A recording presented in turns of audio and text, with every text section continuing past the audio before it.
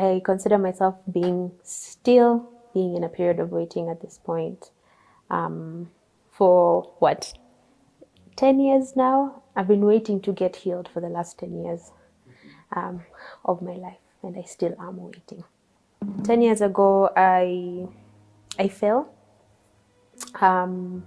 one time and was rushed to the hospital, and was given medicine. I just had a sprained ankle actually. It wasn't a big deal, but literally 2 weeks after that, I started having some very odd symptoms. Shaking, I couldn't walk, I couldn't talk on my own.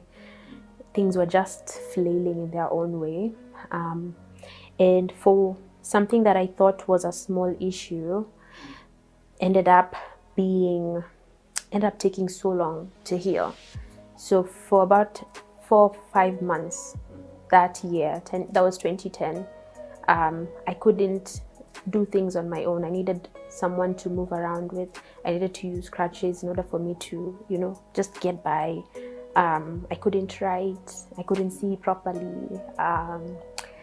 It was just a very interesting year for me, to be honest. But things ended up getting better over time, and I would say since then I've had highs and lows, ups and downs, where I've had periods of improvement, and then I've also had dips. A dip is when I've gone down. I can't walk on my own. I can't stand on my own. I can't coordinate, But a significant time for me when it comes to this condition has been the last 3 years, where I have not had an up moment. It's just been either a plateau or a dip in terms of my symptoms. And I think for the last 3 years, I've been waiting to get better. Oh man, patience with myself, and with the situation as well. I've had to adjust, and I've had to take time to look at myself very differently. I think up until last year, I was expecting for things to go back to the way they were, for me to be the Njambi the Njambi who would run and jump around and, I don't know, do whatever.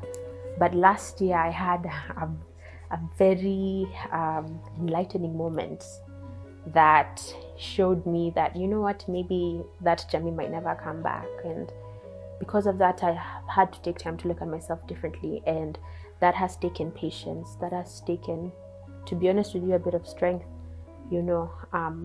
to accept what is now, not what was back then. Yeah. When I got unwell, I decided to finally read the book of Job. I had read it before, but in passing. So I read Job, and first of all, I think till today I'm still kind of mesmerized at how God responded to Job. After Job pouring himself out, and God's response sounded a bit cold, and it took time for me to really try and figure out, okay, so is God not being compassionate in the moment? Should I not be complaining or whatnot? And that took me to reading Hebrews 11. From verse 13, it says, all these people passed, having not seen what was promised, for they knew they were exiles where they were, and they were waiting for a country that would be theirs. They still maintained hope even after death, that there is more to come. And it honestly hit me that this life, when it comes to faith, it's really not about the tangible promise that you receive while you are still living. It's the awareness of the one who gives the promise.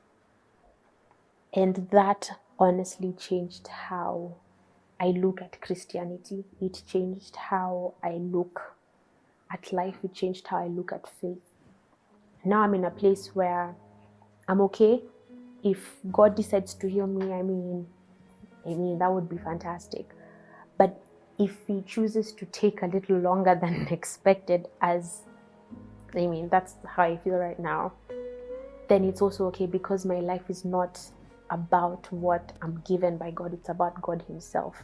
It's about depending on the one who is faithful, the one who is trusting, the one who is loving, the one who is compassionate. So how do I ensure that my faith is still growing? By learning more about God, because more and more I'm brought aware to the fact that it's all about God. It's not about now. So being in the waiting, I think, kind of gives you a very rare opportunity, a painful opportunity, to be honest with you, but an opportunity nonetheless to identify what matters most. And to me, what matters most, or rather what matters more right now, is not the fulfillment of a promise. It's the promise keeper. You never know until you try.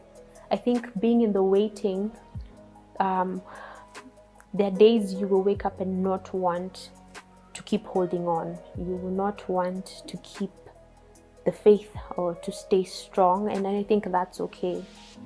But you never know until you try.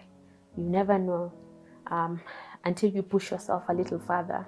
Until you go a little further, you'll never know how it's like or how far you will go until you try, even while being in the waiting room. I think one thing that has defined my space in terms of being in the waiting room has been trying my best to live life regardless, as opposed to staying in bed all day.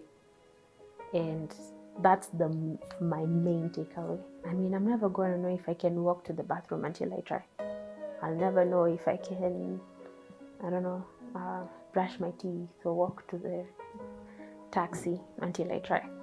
Yeah. Welcome to Lifted.